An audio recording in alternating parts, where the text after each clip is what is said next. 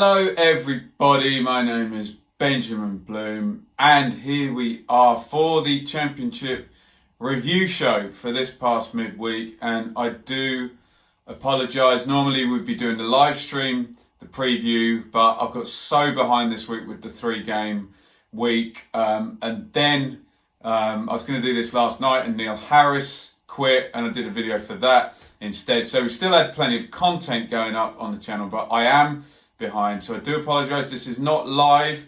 I've put it on Premiere so you can comment down in the feed, but I won't be reading your comments in real time, obviously. And the plan is I will try and get the preview researched and done for tomorrow morning, but just watch the social media channels to see whether that's going to be a live stream or not. Hopefully it will be. I have in my head I'm going to do it at 9:30 in the morning or something, but hey, don't hold me to that one. So this week was game week number 10. And for those of people who say don't look at the league table until teams have played 10 games, well, you can now look at the league table. New leaders once again. Swansea back up to the top. If you remember last week, we had Forest at the top on the Friday, then West Brom at the top on the Saturday, and now Swans back up to the top of the table. And we had that much vaunted battle of the bottom two, the two teams without a win. That's changed now. One of them's got a win, and the last undefeated record of the season went as well. So quite a noteworthy game week number 10. And I've already mentioned Swansea going back to the top. How did they do it? Well, they went to Charlton and beat them. It was Charlton 1, Swansea 2, but Charlton take the lead here. Lecco, after 2 minutes, really half-assed clearance by Rodden. Lecco onto it, slams it home from the angle on the right foot. Charlton's finishing this season is just first class, and when their chance completion is so good, you would expect them to go on and win the game, but they're gonna give away a leading position and end up losing this one. 17 minutes the equaliser from Danda. Baston holds it up, Fulton lays it off. Danda takes the right foot from the edge of the box, takes deflection, I think, and creeps in on the corner past Phillips. In the goal into the second half, and Ayew gets the winner. Grimes with the corner. Rodden, well, if he was a bit half-assed with his clearance for the first one, he flicks on and sets up this one for Ayew. Arriving, sticks it in on the volley. So Swans go back to the top. Brilliant stuff from them. And given that they'd only scored 2 points from the last 3 games, looking like they were going to trend in downwards, for them to be back at the top straight away just shows some resilience, and also it shows how good a position they'd set themselves up in before the international break and that little downturn. Much of the team doesn't change, but it was Danda, Ayew and Selina off the front this time. So just switching around the 3 guys in that position. These 4-2-3-1s, they do tend to be match winners, those guys. And Sim Bilic doing the same thing for West Brom.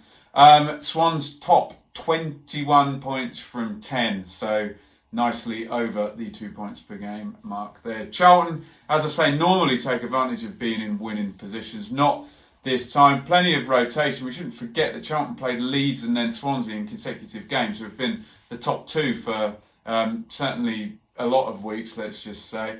Plenty of rotation though. Pearce, Matthews, Field, Oztuma all start, Lecco as well. I wonder though, did they miss Williams' creative spark? They seem to be best when he plays in the 10 position. And maybe even less spectacular player, but Pratley sitting in front of the midfield. He certainly, when I saw him at the weekend, he allowed Cullen and Gallagher to go off and play. They knew exactly where he was going to be for the whole game.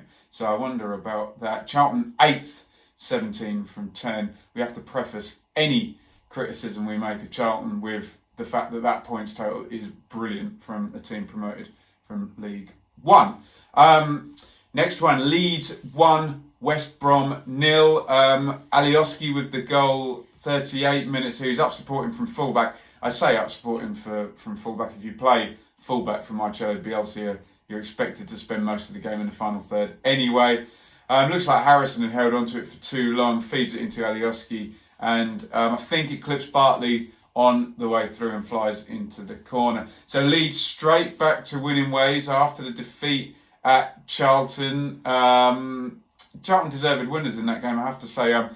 Check out my review of that if you want to see full detail on that. They're back on to 2 points per game as well. Remember, they were over and above that for a lot of last season, and we had that so many defeats in the last 15 games or so, putting paid to that. Leeds have the best defence in the league, and it takes a fair bit to shut out West Brom, who have been behind loads of times, and Leeds are the ones that managed to actually go and beat them for the first time. Again, no Hernandez. We'll check his fitness for tomorrow when we look at the preview show tomorrow morning. So I haven't looked at that yet, but I will be at Millwall tomorrow to see Leeds play again. So if you're a Leeds fan, well worth hitting that subscribe button. Lots of Leeds content this past 10 days or so. And my commenters, let me know if these are right, have said that Bamford was more of a presence in this one after a quiet few games and now not on the score sheet for probably five or 6 games. So Leeds second, 20 points from 10. That's perfectly fine. That will get them promoted. West Brom first defeat for Bilic. Robson Kanu starts up front in this one. Not entirely sure what he has over Austin and Zahor. You'd say maybe he can hold the ball up and play with his back to goal a little bit better, bring other people in and play on the turn receiving the ball. Maybe not. Bilic's not expected to have as much of the ball and need an outlet. I don't know, I'm guessing here. That was the only significant change. Baggies had been on a run of 3 wins in 4 prior to this one. So another run like that and they'll still be right up in it over the next 4 games. And that prodigious record of going behind continues. Remember, 9 times they've gone behind in games. That doesn't mean 9 games, that means 9 times because they went behind twice against Huddersfield in the one game and still went on to win that one. This time, however, they didn't come from behind and we get the first defeat. So West Brom third, 19 points from 10 games. That top 3 all looking fairly decent, aren't they? You wouldn't be surprised if any of them finished in the top, certainly 4 places when the season ends. Blackburn 1, Forest 1. Blackburn take the lead, 63. Armstrong, Dak slides him through, gets a bit lucky. His pace takes him away and both of the defenders dive in, play themselves out of the game, and the ball bounces back to Armstrong, who's now one-on-one with the keeper, slides it in nice and early. He's one of those players, Armstrong, when he gets going and he gets on a run, he doesn't have to think about it. Very, very dangerous player. 65, so just 2 minutes later, Lolly sidesteps Travis, bounces a 25-yarder in with his left foot. He's always capable, Lolly, of scoring a goal out of totally nowhere. He was even stationary at this point, just shifts it to the left, smacks it in the corner. Very good player, Lolly.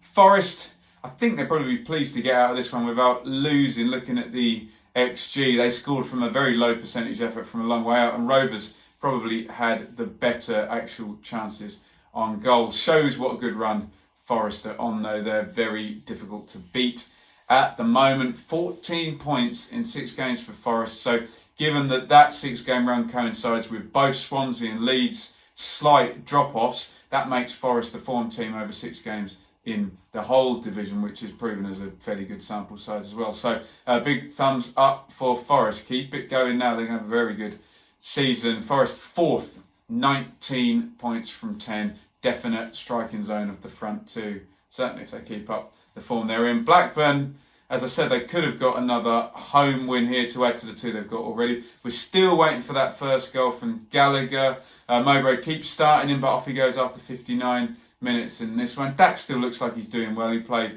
Armstrong in, so certain key players doing well. Just need Gallagher, money spent on him to start doing the business up there with the goals. Fairly middling form from Rovers in the last 6. 2 wins, 2 draws, 2 defeats. It's right down the middle, isn't it? Blackburn 12th, 14 points from 10. And you'll know if you followed the channel, I was at 2 games this week, hence why I'm so behind. I was also at Reading on Tuesday night. Reading 1, Fulham 4. Fulham take the lead, 13 minutes. This Kearney scores the same goal he scores all the time. When they attack down the sides, he arrives onto it, takes one touch and pings it in the top corner. Nice trick if you can do that one. Takes a fair amount of skill, let's just say. Great goal from Kearney. Swift, then, if you're Reading, the one player you don't want to get sent off. He really helps you keep the ball and glues everything together between midfield and attack. Off he goes. 10 against 11 wasn't going to end well, was it? Couple of quick bam goals for Mitrovic. Knockout, great cross for the first one. Mitro taps in. Joe Bryan down the left, providing the assist, cuts back. Mitro sweeps that one home and goes on to 7 goals for the season. Kearney takes advantage of a horrible back pass, clips into the empty net. So he's now got 5 as well. Really good goal scoring season under Scott Parker for Tom Kearney. Maite with a brilliant consolation. He smashes that one in from outside the box for 4-1. Maybe that does matter because maybe he can play himself into contention to keep being starting striker. Jose Gomez still can't decide who his front two is, with Boye, Maite, Puskás, Yao, all there vying for those 2 positions. Fulham back-to-back wins now, so their previous winless run, it's amazing how a couple of games can turn over, now reads 5 unbeaten, and they're on for the perfect 9-point week, and we'll deal with who they've got, because I don't have a clue who it is, in the preview show tomorrow morning. Bit of a pattern though I noticed just looking at the results, looking at this video. They've punished the lower ranking teams so far. 4 past Millwall, beat Huddersfield, obviously 4 past Reading, now beat Blackburn. But in the tricky games, Forest they lost, Cardiff away they drew, West Brom they drew at home. So let's see if Plan A is going to get them through the big games, because they need to get 3-pointers in those, especially against their direct rivals. You can make big dents in that final table by winning those games, can't you? Bit of rotation from Scott Parker as well. Cavaliero doesn't play. Bobby Reid played down his side. Sessegnon also at right back gets the night off, and Adoy played. So we should expect Cavaliero back in at the weekend. But that core who are always going to play, Mitrovic, Riemann Mawson at the back, Kearney obviously, Arta probably now he's back in the team. I was saying in my video, just wonder about the drop-off below that very high-quality first 11. But we'll see how the first 16 does for Fulham. Fulham, 5th spot, 18 points from 10 games. Reading, bit hard to judge on this one, especially with the red card. They hadn't started terribly. They were looking like they were going to counter Fulham quite well. And Maite did have a good chance after 2 minutes. That said, 4-1 is 4-1, isn't it? And the first goal did come before Swift was sent off, but then non-event after that. 1 point in the last 5 games. To think I was coming on here saying, have Reading now got it right with the additions after deadline day? Had that great week, didn't they? 7 points in a week. Well, they've only got 8 points in total, so 1 point the rest of the time. Not looking good for Reading at the moment. Teetering on the edge of the bottom 3 like they were last season, despite not having dropped high millions on forwards. Reading 21st, 8 points from 10. Another top 6 team is Preston. They went away to Middlesbrough and drew 1-1, so solid result there. Harrop gives Preston the lead. Brown's shot deflects, hits the post, and Harrop follows that in. I do remember them scoring one. Was it possibly Gallagher taking a free kick and Maguire putting in a very similar goal, either in the last game or the game before? So many championship games now, they're all moulding into one, aren't they? Straight away, Forest replied. Don't know whether it's a Fisher own goal or an Assombalonga goal.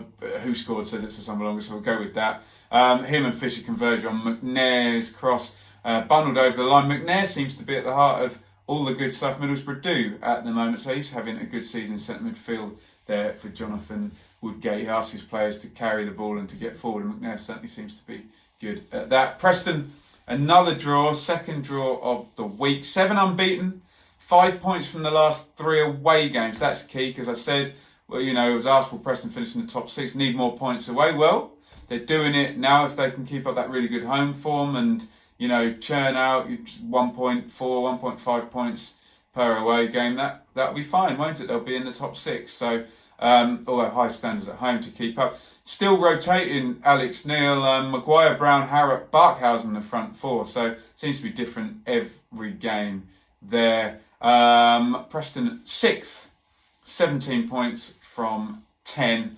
Borough, they're still moving along slowly, aren't they? 1 win in 6. Back-to-back home games down now with no wins in either of them.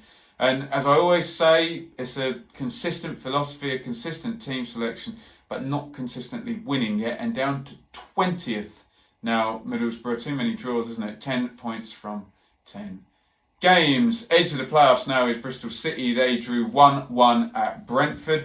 Josh Da Silva gives Bristol City the lead, cuts in from the right hand side on his left foot, curls that one in the top corner. Lovely goal. Late equaliser for Bristol City, full of energy always. Lovely cross from Hunt from deep. Vine, when he's pulled off behind, I think, Janssen, and in front of the right back, Dalsgaard. Don't know who's going to get the blame for that in the dressing room. Maybe the fullback has to come across and cover there, but was a deep cross and a good header from Vyman in the 87th minute. Third assist of the season as well for Hunt, who's doing a good job at right wing back. Bristol City 9 unbeaten for the Robins, but 4 draws in the last 5. Unbeaten is good, but too many draws is not great. You need those 3-pointers as often as you can. We always say better to lose one, draw one, win one, than draw one, draw one, draw one. It's all about the 3-pointers, isn't it? Hence why they're probably not in the top 6, despite not losing since opening day. Semenyo is playing up front, the youngster. So Jeju not trusted yet. He's on the bench in the absence of Afobe, who was going to lead the line, but out for the season. You wonder what Johnson's going to do long term. Certainly talk of a free agent coming in. Could become a problem goal scoring wise. Maybe a change of system needed. And they end up with just one up top and maybe 2 guys by his side, maybe Casey Palmer behind, or I don't know. We'll see what Johnson comes up with. Brentford, as usual, dominating possession, but they're just not scoring enough goals this season. Outside of Watkins, who's got 7 now out of 9, hasn't he? One defeat and 8 points from the last 5, but they've only scored how many in total? 9. And they scored 6 in two games. They scored 3 against Derby, 3 against Barnsley. So that's 3 in the remaining 8 games, which isn't good. Little clusters of goals need to be more consistent. We need to see more 2s from Brentford, and those draws will turn into wins, especially given the possession count and the shot count for Brentford is always mighty, mighty high. So Brentford 15th, 12 points from 10. Hull 1, Wednesday 0. What a goal from Tom Eaves here, 72nd minute. Been waiting for this one, haven't we? Brilliant goal as well. Similar position cross to Hunt for Vyman in the game we just talked about. Lehigh swings it over, but this is a beautiful diving header. Really difficult chance that, and he takes it beautifully. Eaves for his first goal for Hull. Wednesday, that's their first defeat under Monk after 7 points in the first 3. Narrow defeat though, says the XG, and they did shut out Bowen and Grzycki, but not Eaves. Reach could have got the equaliser at the end. Always a chance when you're only a goal behind, throwing men forward at the end. Wednesday, 9th, 16 points from Tell. Hull winning a tight home game without Bowen or Grzycki scoring. That's encouraging. It's been a tricky step up for Eaves, and there's 3 we've been watching, haven't we? Glatzel, Gallagher and Eaves are the strikers that have been given a lot of minutes and were slow to get off the mark. Glatzel obviously has got a couple of goals now for Cardiff. Eaves now off the mark. That's great for him. We're just waiting for Gallagher. Now, Hull 5 unbeaten, 2 wins in the last 3. That is decent form from Hull. 13 points from 10. Off we go to Cardiff. Cardiff 3, QPR 0, and a Warnock special in this game. No possession and lots of goals from crosses. And his centre-halves heading the ball to each other for the first goal. Tomlin free kick in, Flint heads it across, Morrison heads it in. They work on that all week, don't they? Lovely stuff. Pack, horrible marking for this one. Short corner to White, no one close to him, drives it across low. And Pack on his own, middle of the goal, onside, sticks it into the empty net. And it's 2-0 despite Rangers hitting the post and having a lot of possession. This is classic Cardiff, isn't it? 72, and it's 3-0, and it looks like a hammering, doesn't it? Bakuno crosses it in, Patterson volleys it into the ground, flies up into Lumley's top corner there. This is much better from Cardiff, isn't it? What I've expected to see from week 1, but it's just taken them a while to get going. They're not going to enjoy the international week coming. Settled team now. He tries Tomlin in at number 10 position. That's the only real change there. Sometimes it's Tomlin, sometimes it's Patterson. Tomlin obviously gives you the feet, but Patterson the aerial presence and can receive the ball on his chest and gives you that outlet. Don't know what the deal is with Mendes, Lang and Hoylett because they're both good wingers, but Murphy and White still favoured every game. 7 unbeaten in the league, 13 points from that game. They're now ticking along. Don't be surprised to see them unspectacularly sneak up there into the top 6, as you would expect from a Year 1 parachute team managed by Mr. Neil, Championship expert Warnock. Cardiff 10th, 16 points from 10. Rangers back-to-back defeats now against 2 parachute teams, albeit so. They had one for it in the trot though. But they got well and truly Warnock, didn't they? Loads of possession, woodwork twice, didn't defend the crosses into the box, and you're going home with a 3-0 defeat, which looks pretty comprehensive, doesn't it?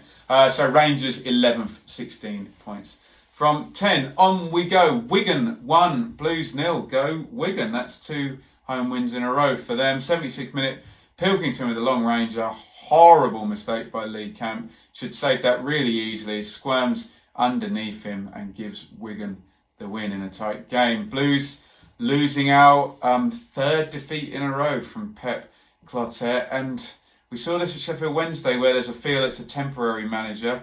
You just wonder whether, if he does go on a bad run, whether the Blues ownership can go, oh, well, he was only temporary anyway. Here's a quote, real manager. I know it's not very fair on Clotet, but that's the price you pay for referring to him as temporary, the assistant stepping up from Gary Monk last year. Dropped into the bottom half now.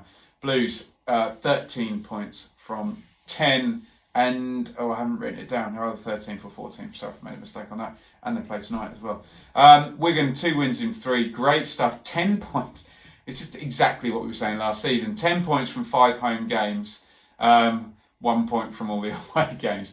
So they're 19th, 11 points from 10. And again, the home form's excellent and the away form is rubbish. But hey, kept them up last season, didn't it? So why can't it work again?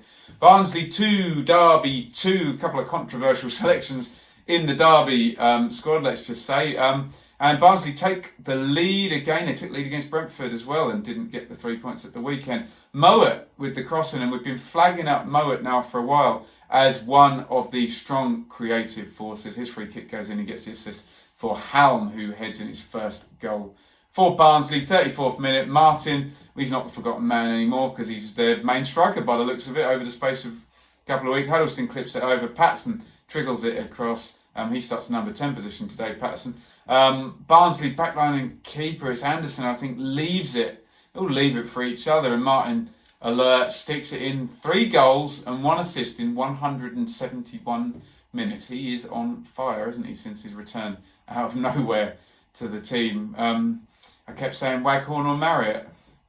Martin, obviously, yeah. 43rd minute, Huddleston sticks in the pen and it's 2-1. Anderson, not having a good game here, takes down Tom Lawrence back in the team after misdemeanours. 93rd minute, Barnsley equalised, short corner, Chaplin crosses low, seems to go through everyone, hit everyone, and I don't know if it just bounces off Woodrow or he sticks it in right place, right time. And he scored as well on Saturday, didn't he? So 2 in 2 for Woodrow. So Martin starts again. Bennett comes off the bench with Lawrence. So 2 of the Keogh trio back in. Make of that what you will. Bogle started at right back. Davies in for Keogh. Patterson continuing at the number 10. Still no room for Dowell. So the Derby team, from what we saw on opening day, has changed quite a lot. Although I suppose they did have Bogle still there. And looks nice, doesn't it, with Bogle and Lowe at fullbacks. We saw Norwich do brilliantly with Aarons and Lewis, young, energetic fullbacks. I'm sure Derby will want to recreate that. 4 points from the last 2. Derby, they'll be disappointed it wasn't 6, given they were winning with 92 minutes played. It's the draws that are slowing them down, isn't it? 6 draws in 10, slowing them down massively from being a top half team to being a bottom half team. Derby 16th, 12 points from 10. Let me know in the comments what you think about Lawrence and Bennett returning quite so quickly. Barnsley 1 point from the back-to-back home games, but they were leading in both, so they'll probably be disappointed with that. No wins in 9, 2 points from the last 6, 17 goals against in total. Preston and Swansea next. Huddersfield might be getting going, so Barnsley doesn't look good. 22nd, 6 points from 10. Luton 1, Millwall 1. I was at this game. Check out the review elsewhere on the channel. 60th minute, Bradshaw counter-attack, sucker punch away goal. Thompson, clever, recycles the cross. Wallace across the goal. Sluga unconvincing, half a hand on it, and Bradshaw follows it. In 86th minute, 2 subs combined. Bolton skins Murray, Wallace cuts back. McManaman sticks it in, probably Luton went for it and deserved the equaliser there. They had 2 good periods there, just called off halfway through each half. Really, and got a sucker punch, but came back well to draw. 10 points in the last 6. That's pretty strong for Luton, though, isn't it? If they can do that across another 3 6-game periods, well, there's 40 points, and you're looking good. Luton 17th, 11 from 10. By the way, I don't mean you'll survive with 40 points, but there's still plenty of other games to pick up the remaining 10 or 11 points that you need to be nicely safe. Did I say Luton was 17th, 11 from 10? Yes, I did. Millwall, 7th game without a win, and Neil Harris quits the very next day. I will not say any more on that because I've made a video elsewhere on the channel. Look that up, detail, lots of Millwall fans involved in the comments as well. Watch this space to see what happens next. Chris Hughton named. Some people say Nathan Jones will get fired by Stoke and go straight into the Millwall job. Some people say Roy Keane. And as an Ipswich fan, the terror of Mick McCarthy, although he doesn't seem to want to do anything until Ireland have done the Euros, but I'm sure he'll be back, and I will be there tomorrow for Millwall's game against Leeds. So look out for that one. Well worth subscribing at the moment. If you're a Millwall fan, Millwall 18th, 11 points from 10, but the big story, they need a new manager. Stoke 0, Huddersfield 1. 82nd minute breakaway winner for Huddersfield in this one. Janino Bakuna, breakaway. Diakabi, good, strong running from him. Pacey substitute, one pacey substitute to another. Crosses it over, he takes it really well, Bakuna. Takes a little touch and smashes it in right-footed. Nice job by Huddersfield. First win of the season, first win under Danny Cowley. 4 points from 2 games. Hey, that's a great start now in terms of getting a team that had just been losing for ages going now. They only had 1 shot on target, but they will not care in the slightest. I don't think Stoke had any shots on target, so they even win that stat as well. Clean sheet, 2 unbeaten, back to basics for Cowley, and it worked, didn't it? Great stuff there. He's got the train started now. Can he get it moving? I think the season, to use another training analogy, for it not to be a train wreck, they'd be happy with just being competitive in the bottom half. But remember last season, we saw both Hull and Preston really terrible points total at this point, and both looked like possibly getting the playoffs if they'd. I'm not saying Huddersfield will do that, and the truth is both Preston and Hull left it to the point where they had to, really fire for an entire 7 months in a row, basically. But what I'm saying is Huddersfield could still finish in the top half. Anyone could at the moment. So, 23rd Huddersfield, 5 points from 10. They need a few more wins on the board, don't they? And maybe they'll start to pull into a reasonable position for challenges to get out of there. Stoke, oh, it's just horrible, isn't it? Nathan Jones with another tragically honest interview after the game now. Poor guy just sounds like he's done, doesn't he? And he's just peddling the narrative that he's just tried everything and he's now saying, I've let people down and all that. It's just a bit sad, isn't it? I feel quite badly for him. He's maintaining that he's done the same things he did at Luton, and for whatever reason, the players just haven't been able to execute it for him. He claims that one mistake earlier in the season and the whole place deflated and went back into their shell, and they've lost ever since. Whether that's true or not, who knows? I do feel a little bit badly for him looking at this, but the results are just terrible. And they're away to Swansea on Saturday, so you'd think Swansea are top, Stoke are bottom. You think Swansea will win that one.